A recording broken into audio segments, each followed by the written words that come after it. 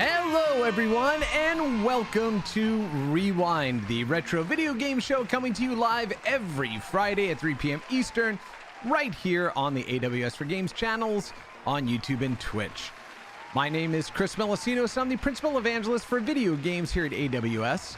And on this episode of Rewind, we're going to take it a little bit easy today. And by easy, meaning that I don't have a lot of information about the history of the console or the mini arcade that we're going to dig into today. I mean, part of the problem of working in game preservation and things like that is sometimes, you come across things that are really cool and that you're super excited about and that you know about the companies around it, but maybe not the entire history. So we're going to explore a bit of that today here as well with the TAITO EGRET Mini 2, which is the little tabletop sized scaled down version of their EGRET 2 cabinet.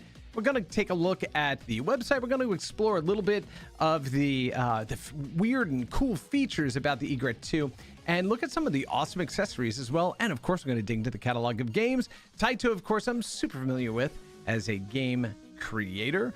Some of my favorite games, including games like Bubble Bobble, right, come from TAITO and Bust-A-Move and those sorts of games.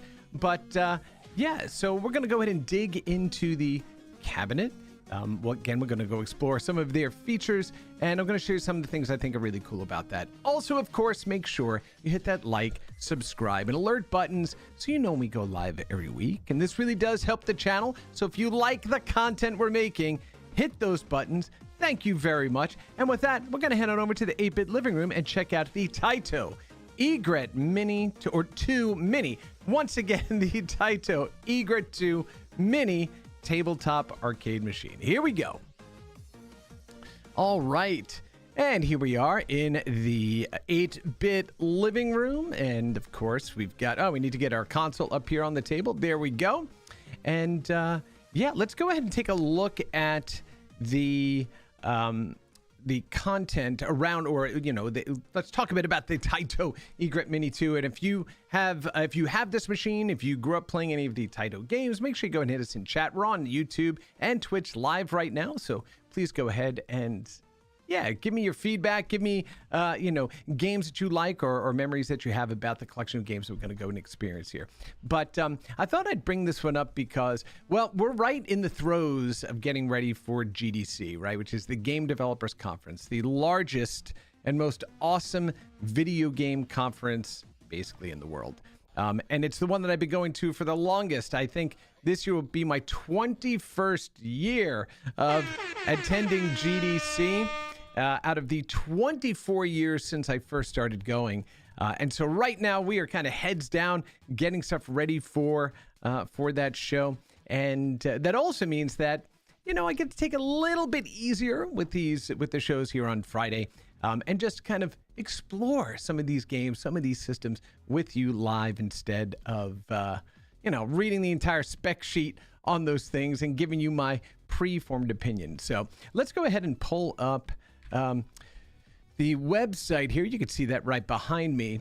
So the EGRET 2 cabinet was introduced in 1996, and according to their website, was an instant hit. Now the EGRET 2 Mini, a faithfully miniaturized high-end home console version of this legendary arcade cabinet, is bringing 2 decades of TAITO arcade history into your living rooms. Compact, but packed with tons of content and features. And they're exactly right. It is packed with a ton of content and features. And here you can see this nice gentleman who is playing on the TAITO EGRET 2 Mini. And of course, you see them broadcasting or displaying rather to an HDMI-based television. Of course, you're also seeing my HDMI output right now, right next to me here on the widescreen TV in the 8-bit living room. Now, one of the coolest things about it, and I'll actually hold up my cabinet here so you can see it with wires and all. When you are using the system plugged into an HDMI port, it basically blanks the screen here, right? So you can't see it, but you can see all of the the controls there. Very lovely. Let me get that into frame and get me out of frame. So there we go. So there's the cabinet right there. Around back, we have, of course, all the usual suspects. We have, your power. We have HDMI. We have a headphone jack. We also have 2 USB ports, so you can go ahead and plug in a USB controller. And we'll talk about that in a moment as well. Also on this machine, you have an SD card slot on the side right here. So that allows you to go ahead and get additional game packs from TAITO to increase the enjoyment that you get out of the TAITO Egret II Mini. Now, one of the coolest things, though, I've got everything reversed here. One of the coolest things about the cabinet, too, though, is, so this is a really nice clicky, I don't know if you can hear that, but it's a nice clicky joystick. So it has nice switches in there. Again, really nice buttons as well. But 2 of the really cool features on this is, first of all, right underneath the joystick here, there's this little knob. If you turn this, it basically changes the joystick from an 8-way joystick into a 4-way joystick. So if you're playing games that require real precise movements, like elevator action, for example, one of the awesome games here on the, where's that one? One of the awesome games here on the TAITO Egret II Mini, you'll now have more precise controls when you are playing the game.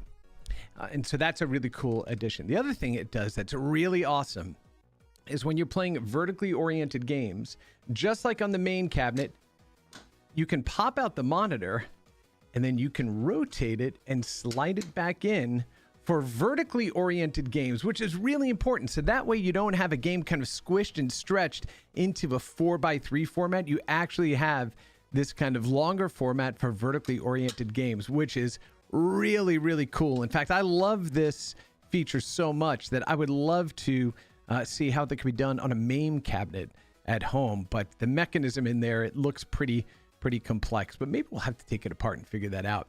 And the nice thing too is when you go ahead and you do that rotation, it automatically reorients the screen so you don't have to reboot the system. So a really cool little cabinet. It has nice stereo speakers on the top here as well. And I'm going to be playing directly on the cabinet here and not on a controller for this episode. So let's go ahead and continue looking through their site here. So the rotatable monitor, a 5-inch 4:3 rotating monitor at 1024 by 768 resolution. So really good resolution for those classic games. An adjustable joystick, as I mentioned, you have your 6-button layout and the 3 buttons for coins and for starting the game, and then of course your menu button and that adjustable 8-way, I said 6 ports, 8-way to 4-way joystick. So unlock 8 ways for full movement, lock it down to 4 ways for precise movement. Really, really cool. And it's the only mini cabinet that I know of that actually provides that, which is pretty cool. As we mentioned, it is upgradable, so you can add even more games to your Egret II Mini. It's really cool. They also offer you save states, so that way, if you're done playing a game, you can go ahead and save it and not have to replay it back from the beginning. Number of game settings, which we'll go ahead and get into. Rapid fire, all those sorts of things. Oh, look, there's a firmware upgrade. And they have a bunch of titles that are included here, 40 different titles, including classics like Space Invader, Elevator Action, Bubble Bobble, The Legend of Kage, Fairyland Story, Scramble, Rainbow Islands, which I love. We're going to definitely go play a bit of that. And a whole variety of really good games. And you forget, TAITO is one of those companies in my mind where every time I see their catalog, I'm like, oh yeah, I remember that game. Oh, I remember they did this game. Oh, I remember they did that game. Like I remember basically I realize I know more TAITO games than I thought I did, right? Every time I see another, I'm like, oh yeah, I forgot it was, TAITO that went ahead and did that. Bubble Symphony, of course. Bubble Memories, Darius, it's Darius. Games as well, pretty awesome.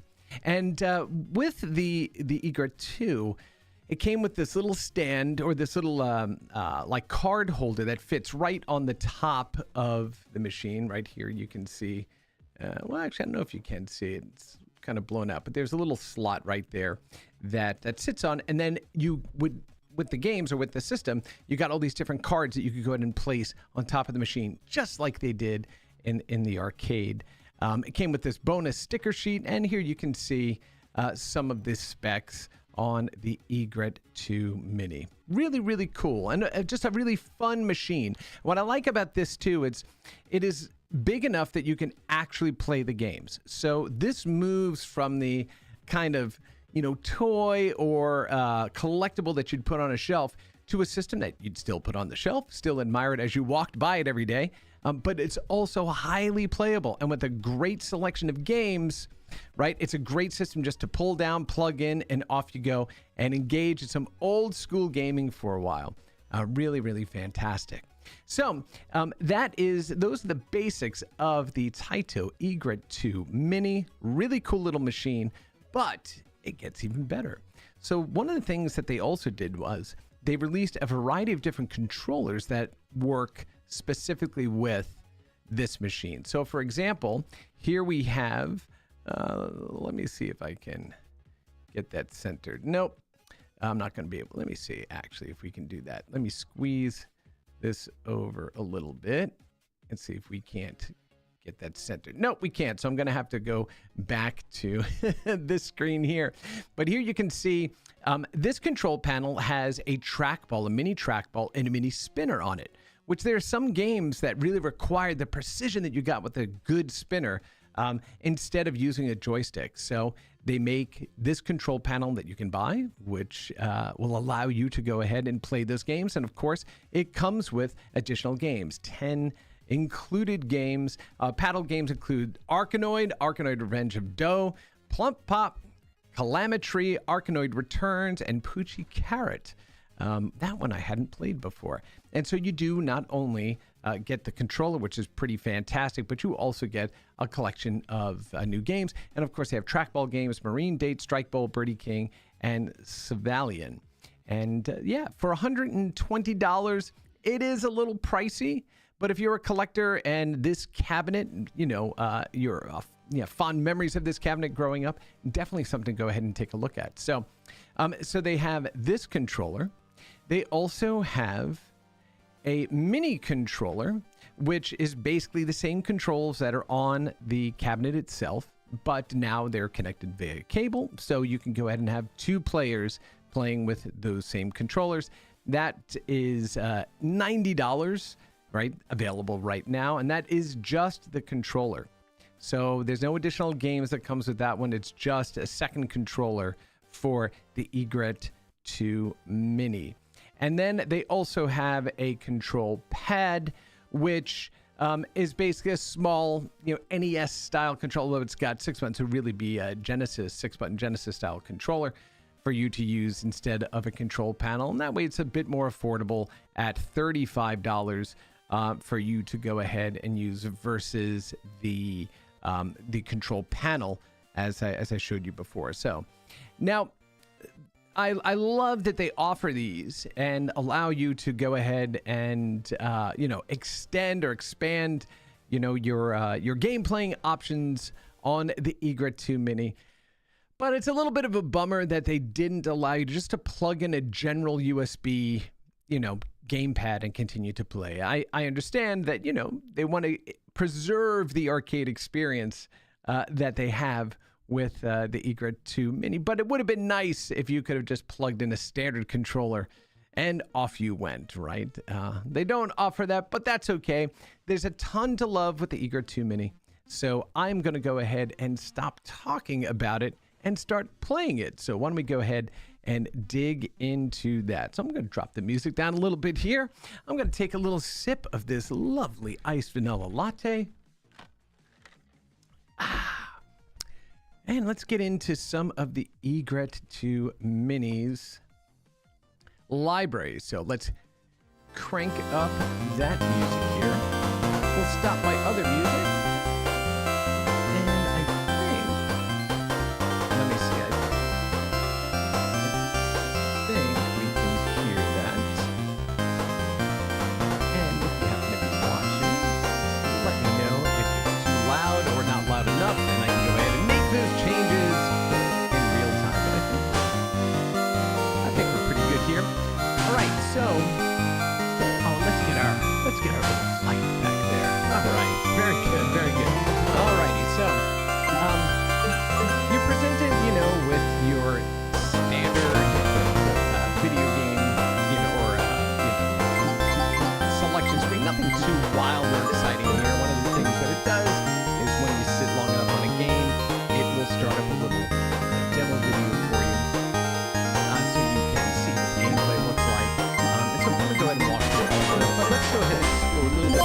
console settings.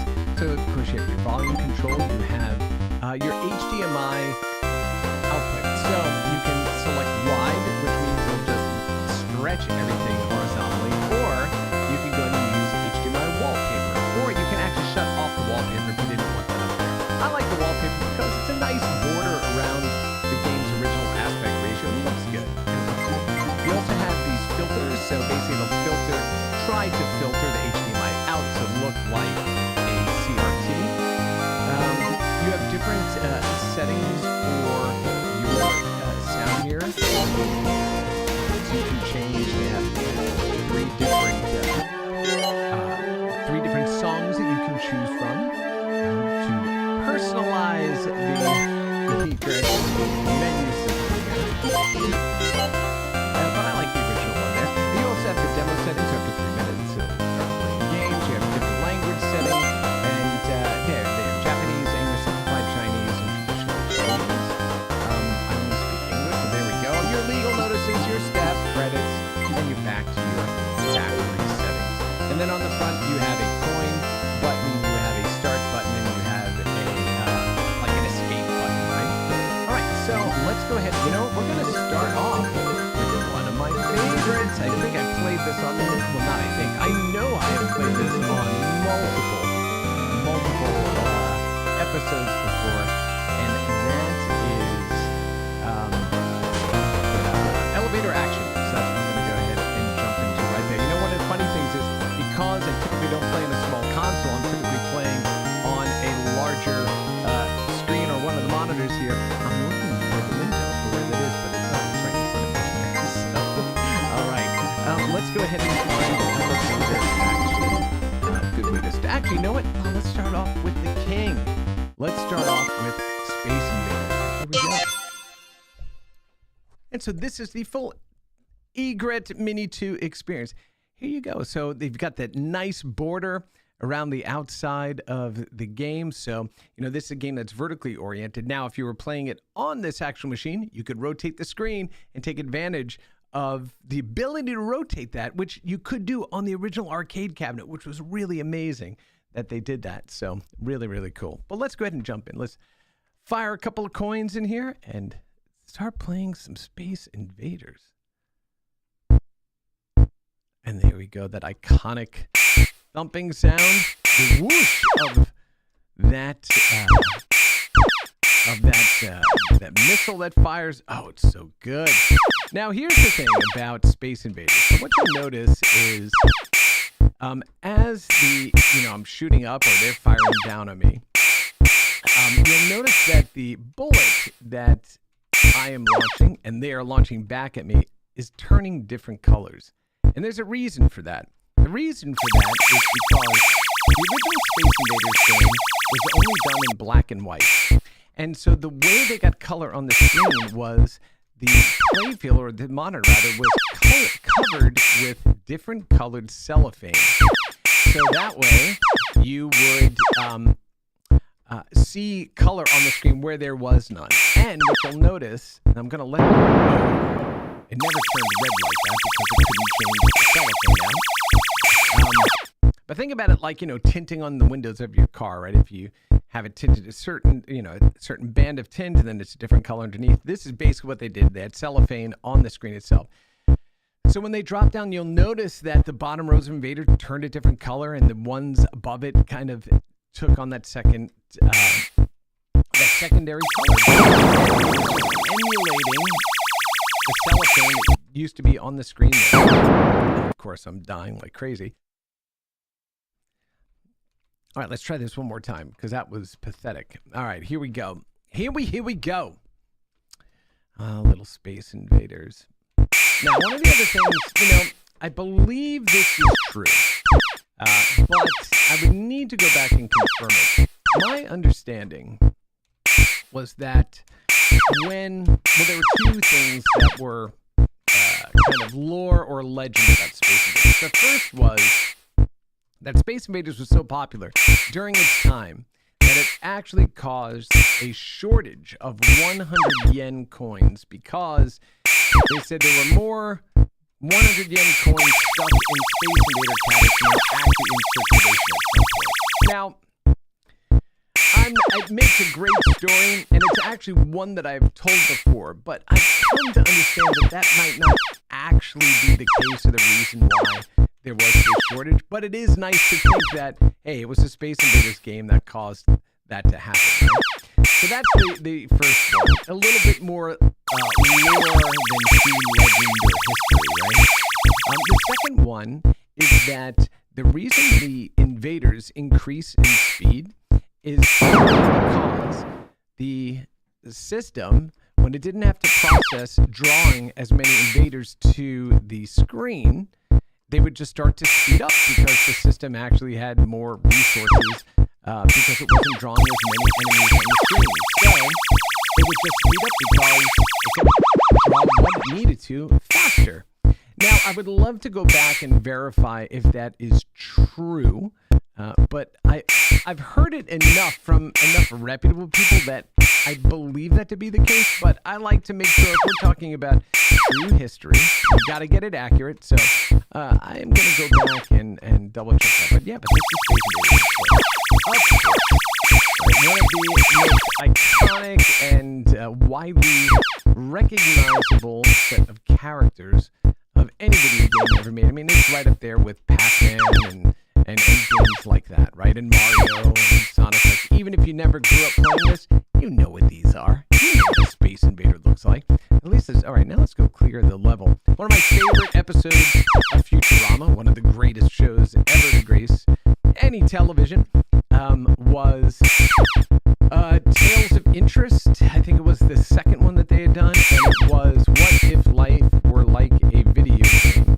And Fry, of course, having to go ahead and stop the Nintendians from attacking Earth, and he got stuck with Space Invaders, and he's like, he said, Friday night, I have my bottle of, like, purple soda, yeah, I forget, of grape soda, and my All Rush mixtape, Let's Rock. And then, of course, he can't beat the last invader, just like I couldn't. He's like, oh, my brother always did it for me. And of course, Earth succumbed to Donkey Kong and his minions. So anyway, so that, all right, Space Invaders, we know that. Let's go ahead into something a little more action-y.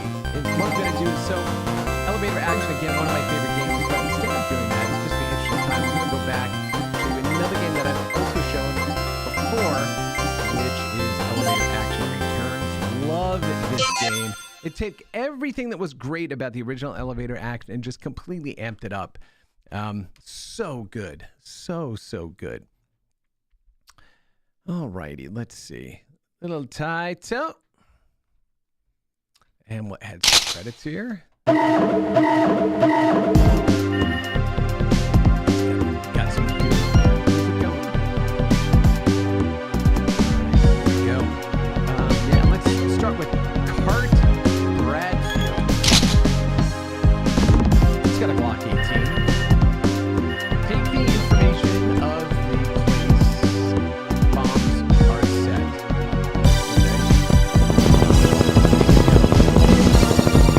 Good luck, Commander. You need that action. Oh, actually, no. No, that's got this one. I don't need as precise.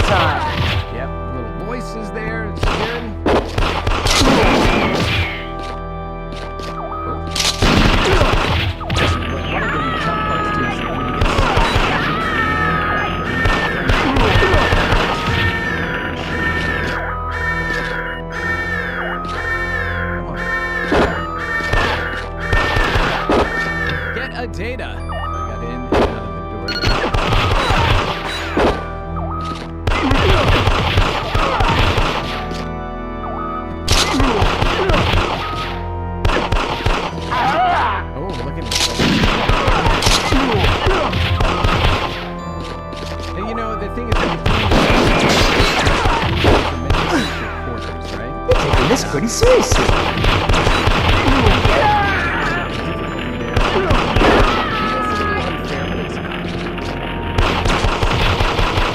Oh, that's the other thing too. So you see that there's a half wall that was here, so I couldn't shoot over it. All right, in your van, off you go.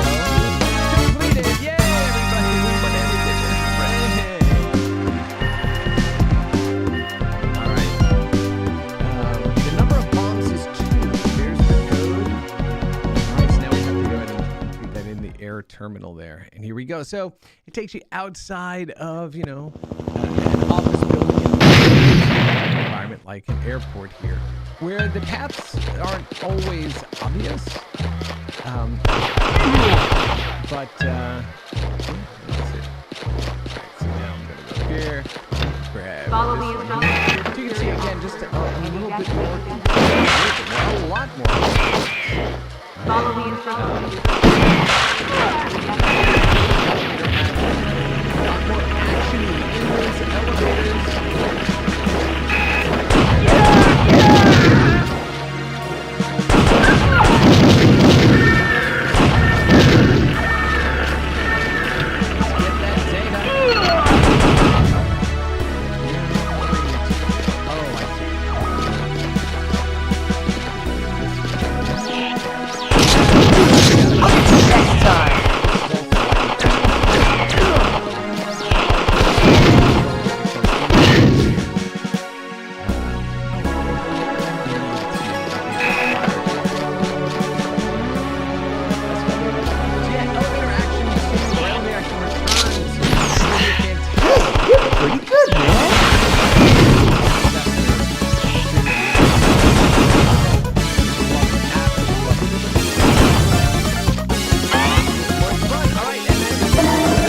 Go ahead and pause it there. Now what we can do is, hey, let's hit that save. There you go. It snaps a little thumbnail there so you can see what it is, and you're not just going by the numbers. And there, off you go. Let us go back to the top menu and check out our next games. So let's see. What are we going to play next? Perhaps let's go for a little bit of skating. Of course. Another sip of that delicious latte. And once again, I love the way it goes ahead and puts a border around it and kind of frames it nicely for a modern 16:9 television. And so you're not left stretching it. Don't stretch your games, folks. Don't stretch it. Play them the way developers intend to be played. Get the right aspect ratio. Make sure you're doing it the right way. And again, Android 2 Mini lets you do that because you can just rotate this around and fit the proper orientation.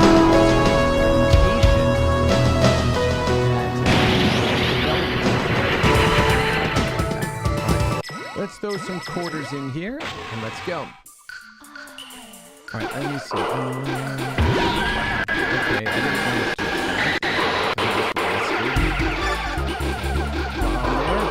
I mean, this is probably my not probably, it is my favorite genre of games or side-scrolling. My absolute favorites. Just because they're easy to jump into, they don't necessarily take a tremendous amount of time. It's fun to learn the patterns. It's really fun to see how developers create those levels, and I just love it. Right? Again, it's really one of those approachable forms of game industry that you can play. Anybody can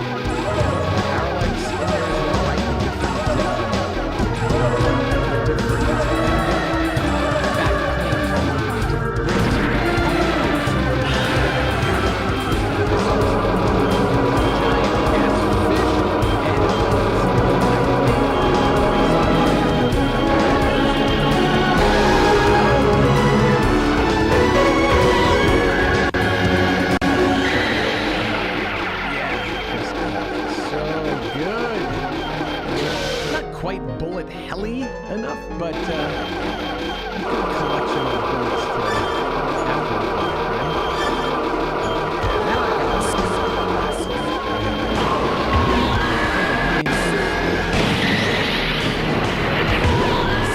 look at that. So writing down the transparency, now what's really cool.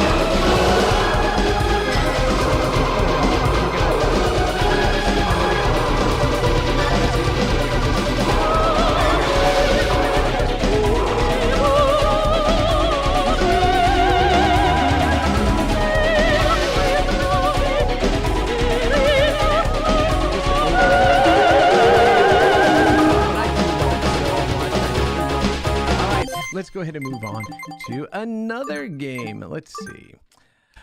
Unsaved progress will be lost. Yes, it is lost, but not lost on us. Am I right? I am right. Okay. Let's go ahead and take a look at. You know what? There is a game on here that may not be very well known to a lot of people, but it is Rainbow Islands. I love this game. So I love this whole series of games, and this all started with the Bubble Bobble series. So all of these games, the Rainbow Islands, Parasol Stars, Bubble Bobble, they all sit within the same world, right? I mean, this is the story of Bubble Bobble 2, right? So check out these mechanics here. Here we go. All right, the Rainbow Islands, and off we go. So what you do is you have these rainbows that you can use to ascend these different platforms, and you use them as a weapon as well. I don't use them very effectively as a weapon, but you know, there you go. Let me see. Yeah, there is a jump. That's right. Okay. Yeah, and jumping on that will go ahead and knock the rainbow down that you created. Okay. Yeah, I haven't played this one for a while. So not that that's an excuse. Don't let that, you know. It shouldn't be an excuse, but that's the one I am putting. So let me see. If I jump up here and pop the rainbow out right as I did that, of course, all those diamonds build up. And let's go again. There we go. Now we're getting it. And you want to collect as many of the collectibles as you can. Oh yeah, you didn't like that. And you want to get to the top, basically, is what you're trying to do here. And that's what we're going to do. And there we go. And that's the end of the stage. So, again, you can see where a lot of the strategy is going to start coming in, where you have to build, you know, rainbows on top of rainbows. I keep hitting the jump button. Rainbows on top of rainbows to basically build a bridge or build tiers that you can jump. Let's see. We are going to continue that. We have to do a little better than that today. All right, let's see. Here's, why am I doing? Okay, there we go. All right, that's the jump button. And, all right, let's not walk into him. Let's actually try to go ahead and beat him. Oh, come on. It kind of reminds me a little bit of, you know, the issue of like Investor's Quest on the NES. You had like this spread shot that was terrible. If you weren't standing where the enemy was correctly, you basically would wind up missing. Missing the enemy. Oh man, that is a tough mechanic to figure out. You get the idea. We have more games to play, but yeah, this reminds me very much of that same type of mechanic where you have to learn where the limitations are of the weapon that you're firing. Same here, right? Difficult game. And that's the thing, right? I mean, it looks super cute and candy colored. It was not easy at all. So that was New Rainbow Islands Extra. And then, of course, we have the granddaddy of them. We have Bubble Bobble. So let's go ahead and check that out too. Let's also look at Puzzle Bobble. Let's see, Puzzle Bobble. Yeah, this one, of course, awesome puzzle arcade game. And let's hear. Does it do the TAITO? Let's hear. They have a very distinctive audio logo. Let's hear. Catch the heart. TAITO. There you go, TAITO. All right. Let's throw a couple of bubbles in here, and we're going to go play against the computer. And we're going to go on easy here. And there's a little story that plays it in between. Now, the cool thing about this game, if you've ever played it before, or if you haven't played it before, is when you're able to clear more than 3 bubbles off of your side, it takes the extra bubbles that you cleared and puts them on your enemy's side. So you want to try to chain as many as you can instead of just clearing out 3s, right? So this is what's called a match 3 style game. So right now, I'll take that one green ball and throw it on the enemy's side. And so if you build this ball, you wind up basically swamping your opponent with additional bubbles because kind of a jerk move that you did. And it's a ton of fun to do, especially when you get really proficient at it and you can start to chain a lot of bubbles together. And it's really good, really good. Right, let's do 1, 2, one bubble that went over there to him, or to it. I don't know what it is, so I didn't want to put that in there. 3, there's a red. Let's just pop a green there. Let's get the yellow out of there. The green one there. Purple one. Oh, didn't make it. There. Get these blues out of the way. Let's get a green up there. Let's get a yellow, I think. Right there. Great. Drop the one down. And there you go. And that clears the level out. And then you just continue to progress. Now, I believe here, in this version, you don't have a 14th branch because I'm playing out the storyline. So it's just putting up those characters that I play. But what makes this game so joyous to play to is not just the great characters and the environments and the challenge, right? It is a typical game. The music. The music is awesome in this series. One of the things that I'm known for. So, I'm going to run some trouble here now. If I bridge that stack of bubbles there, and I didn't want to do that before. At least a couple. Alright, very good. Excellent. Alright, so that is, yeah, the Bubble Bobble game, Bubble Bobble series of games, really, really good. But let's also make sure we're taking a look at Bubble Bobble. Of course, this is one that I played a bunch of times in a bunch of different episodes here. This is the one that started it all. This is Bub and Bob in the Cave of Mysteries. So let's see it. Not of mysteries, Cave of Monsters, excuse me. And let me crank it up a little bit there. Alright, so goal here, of course, if you hadn't played this before, is to go ahead and trap these enemies in bubbles, then pop the bubbles and get rid of them, and avoid the rest of the enemies here. And what happens is when there's only one left on the screen, they get angry, so they turn red, and gotta pop them and off you go. 570. Oh, I should have gone for the cherries. All right, and I just scooped it up right there at the last minute. So again, another game with this earwig music. Like once you start listening to this, not only does it stay with you, but anytime you hear it, you know exactly what it's from. You know, and it's one of those games you can't stop. One of the songs you can't stop singing, right, or humming along to in your head. And what you'll notice, it's the same refrain over and over again. Look at that. Boom! That was 8,000 points because I wound up basically getting rid of all of them at the same time. So that's what did it for me. So this one you can sneak in right behind him, get him before he starts moving. 2, 3, 4, 5. And here we go. Fantastic! Oh, look at that. That's how you go ahead and do that with the bobble. And play as Bub or Bob. There's no real difference between the two. Okay. Oh, I didn't mean to jump into the mug head there. All right, let's go ahead and jump up here. And now watch what happens here. Let's see. Okay, can I do it? Nope.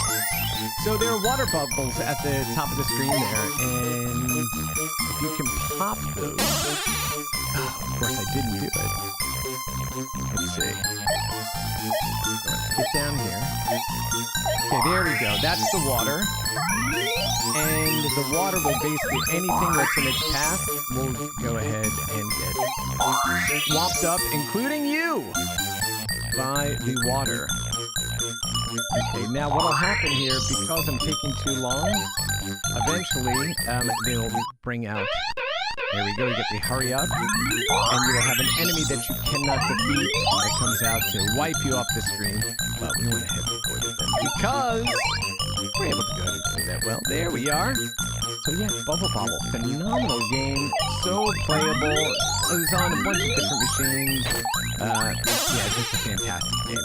Bubble Bobble. All right, let's go ahead and play a couple more before we get out of here for the weekend. It's so much fun. And again, having these small little consoles, really, really cool because, you know, you have the whole cabinet here and you can kind of lose yourself in just the experience of playing with the cabinet and you know, the controls that are there, and it's smaller than the big ones. Like, it's just really cool. It's better in some ways when you have a cabinet of this size and even getting, you know, like a compilation. Unless, of course, it is the incredible compilations that are done by the folks over at Atari and my buddies over at Digital Eclipse. Big shout out to all of them. Yeah, my Digital Eclipse friends. Really fantastic. All right. Let's see. Scramble Formation, no. Rastan Saga. Good adventure game.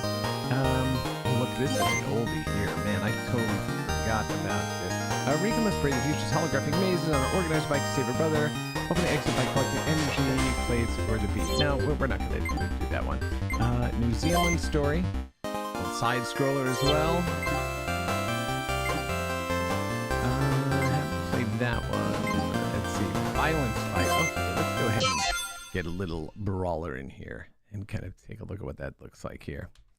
Do do do do do do do do do. Throw a couple of credits in there. Okay, Bad Blue.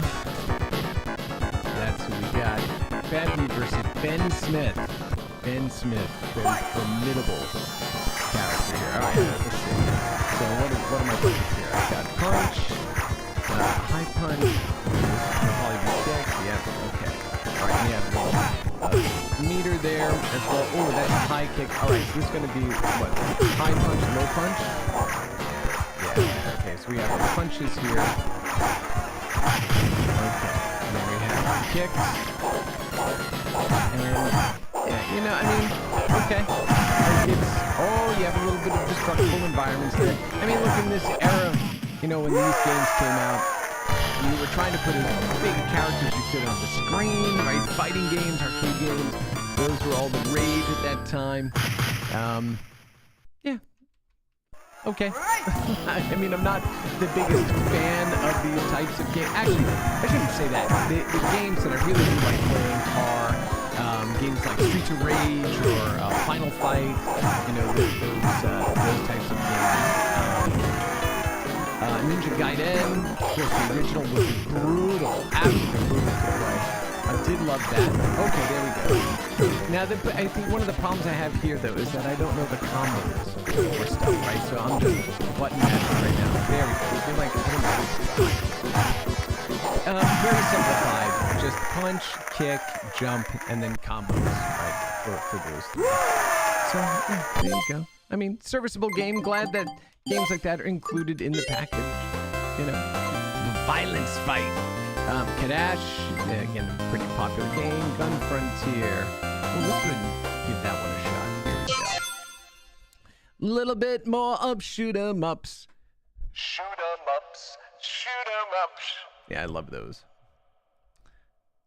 Let me see. Oh, yeah, listen to that. Oh, my goodness. Yeah, I don't like that. Okay, here we go. Let's drop some quarters and it's literally your shit. Wacky schmacky stuff. Okay, alright, yeah. Nice thing too is you have rapid fire, so you're not blistering your hands playing like we used to in arcades when we had to. So this feels very much like Previous or Raiden, which Raiden is probably my favorite shoot 'em up of this era. But yeah, it feels very similar to that. And I keep, well, not I keep doing this, I keep pressing the rapid fire button. Should I just hold it down? But I don't keep doing that. Because, you know, sometimes the rapid fire doesn't just unleash a stream of bullets. It allows only a certain amount to be on screen and then it stops. And that can be problematic when you are trying to clear your screen out. There's a small gap between the stream of munitions that you are following. And you're going. So I really don't care for the rapid fire in a lot of arcade games. They weren't designed that way. Right? Home games, sure, but arcade games, not designed. And then some arcade games too would have multiple uses of the same fire button, like hold it down to get a, to get a different button being fired. But yeah, good, serviceable, top-down game. I could see myself spending a little bit of time with it, but since we don't have that much time, I'm just going to continue going through some stuff. Oh, let's see, let's run arc. Let's go ahead and check that out. Did you play any TAITO games? If you had, what were the ones that you really enjoyed the most, growing up playing? Let me know. All right, here we go. Here we go again. Giving you more, nothing lesser. All right, here we go. Couple of coins as well. And hey, come on! Hey, come on! Hey, come on! Hey, come on! Hey, come on! Hey, come on! That's all he was saying. Can't read that. Can't read that. Can't read that, but... Drop dead, you scum! Drop dead, you scum! Oh, shaboom is what it said. That was pretty great. Oh. Okay, yeah, so this is much more... Oh, yeah, that's fantastic. This is much more of like a Rage or Final Fight. Yeah, love the Turtles, the Simpsons, fantastic, some of the best.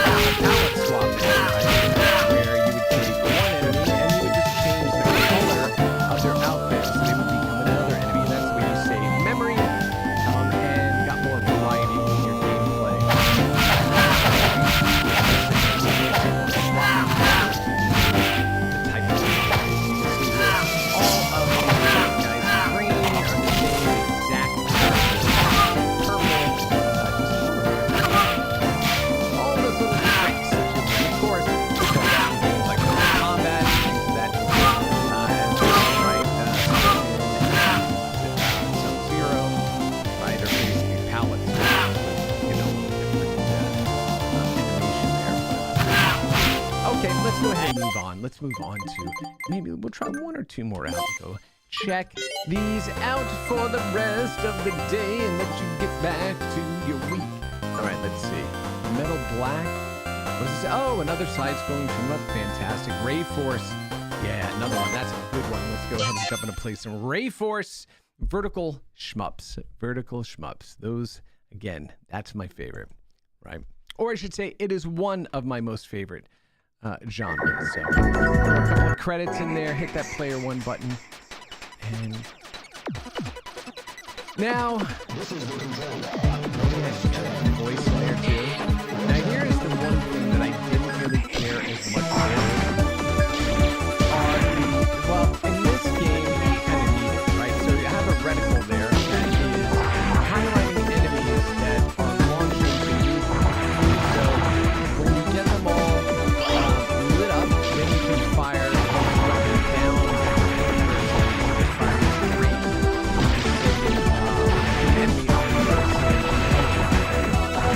So this, you're basically looking at two different planes for your enemies, right? You've got them on the same plane you're on, or they're beneath you.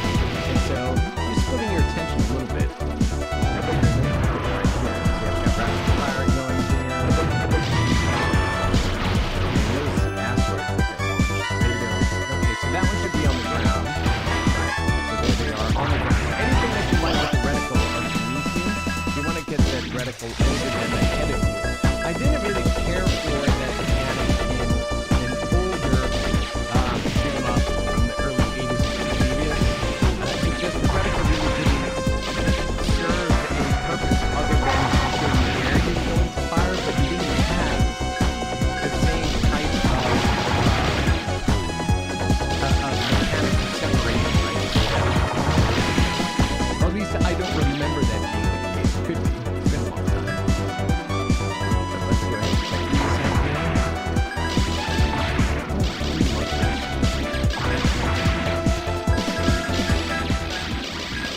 Okay, let's see. All right, Big Papa, let's go. What you got? What do I need here? Do I have... Let's see, this is fun. Do I have a bomb here? No, I do not. Yeah, see, and I don't have... I don't have the bomb left, but I do have the reticle highlight anything in there either. So they're all just on the same plane. This is one area where having rapid fire is good.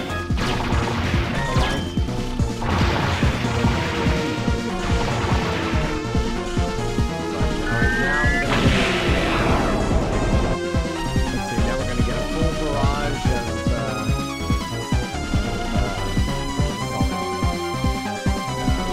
munitions coming in.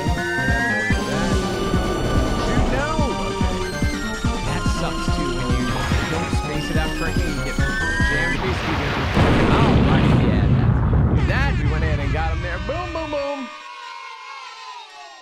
Oh, all right, we're done with that. We're gonna play one more classic game, one that I really do love. It's a difficult game to play, and that is called Kicks.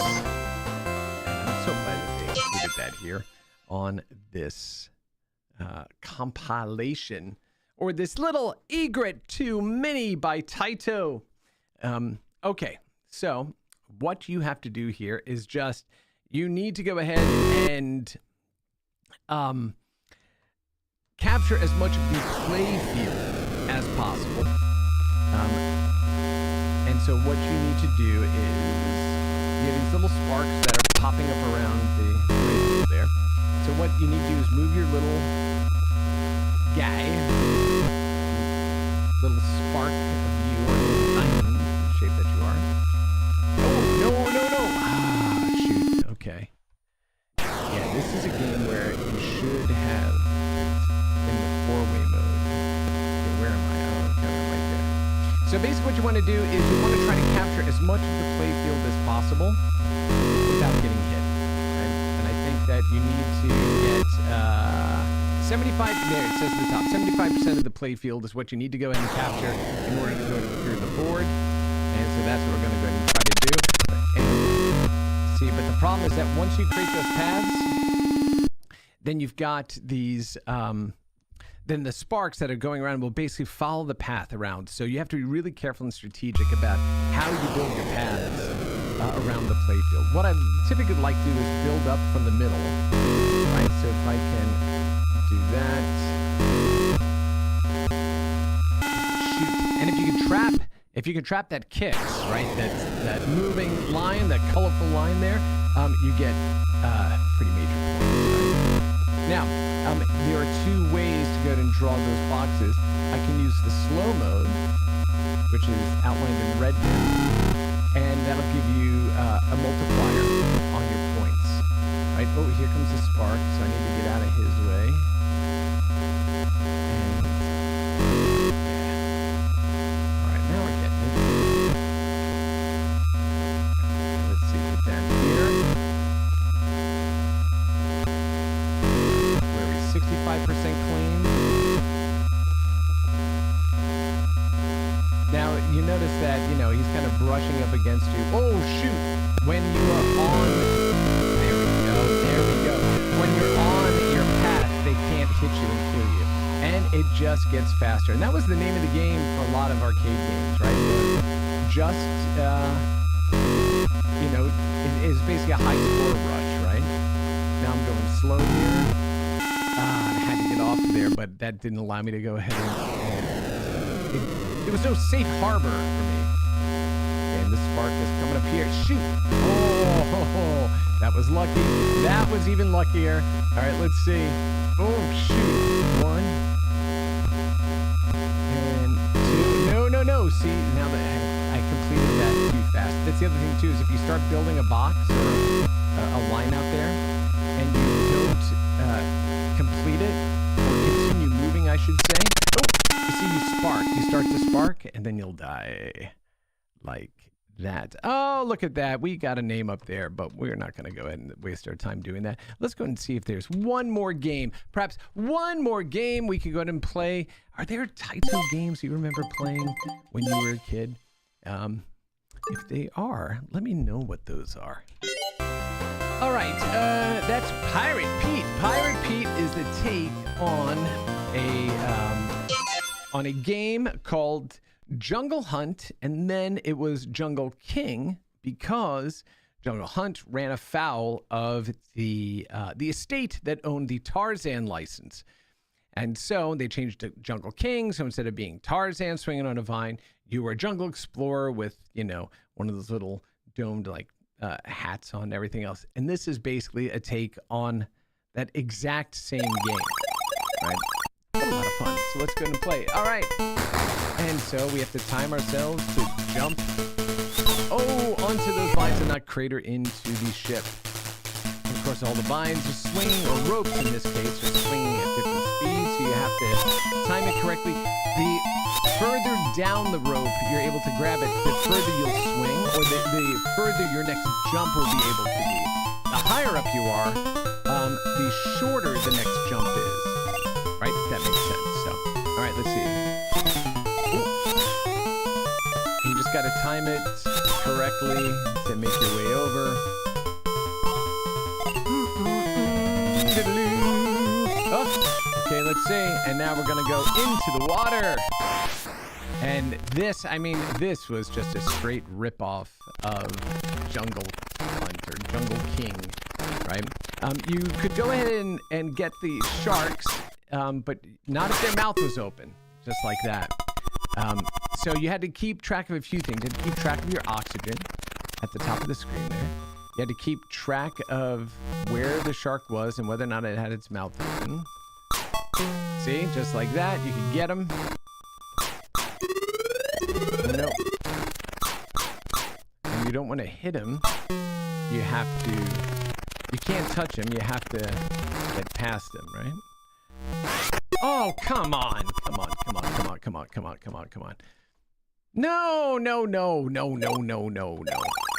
on. Oh, we got to start all the way back up. All right, let's clear at least one. Oh. I did the same stupid thing last time. And there we go. All right, see, so now I should get some really good distance on this. But then I caught, and then I fell off of it. Oh my goodness gracious. All right, you know what? All right, he's a terrible pirate. We're gonna go ahead and stop that, and we're going. Let's go. We can't end on that note. We gotta go find one more. Adventure canoe. Can you canoe? Let's see. Outer Zone, little pseudo 3D, Fairyland Story, The Legend of Kage Haley's Comet, Scramble Formation. And you know what? Let's go ahead and do a little Legend of Kage. A lot of people played this game, first experienced it actually on the Nintendo, the NES. And there was always a debate back then. Is it Cage or Kage? No, it's Kage. And it's a little shinobi-esque, you know, side-scrolling adventure game. Although, and I'm terrible at this, but look how far you can jump. That's right. You climb up these trees. You got throwing stars. Okay, let's go ahead and run. Both games, you know, you ran to the right, not to the left. Right, so that just kind of threw me off there. And you can jump up and get into those trees. But one of the things I need to do is switch this back from 4-way to 8-way. Okay, there we go. Back to game. So there's now I can jump up on those diagonals. You get that nice big arc going. Look at that. Boom. Throwing stars. You have your hand-to-hand combat with your swords or knives or whatever. Oh man, look at that. Look at those great jumps. Ooh, yeah, but the problem is when you are in the air with those jumps, you are committed to the cause at that point. And I don't think fire works that way, you know? Where it just kind of stays in a stream like that and moves with you. But yeah, again, you know, in one, you know, little package here, a little machine that not only has great games, but it's also an awesome little collectible to keep up on your shelf and to be able to pull down whenever you want. It's pretty amazing, right? I love these little machines, right? So the Egret II Mini, really phenomenal little package here, and yeah, you know, this is what the actual unit looks like.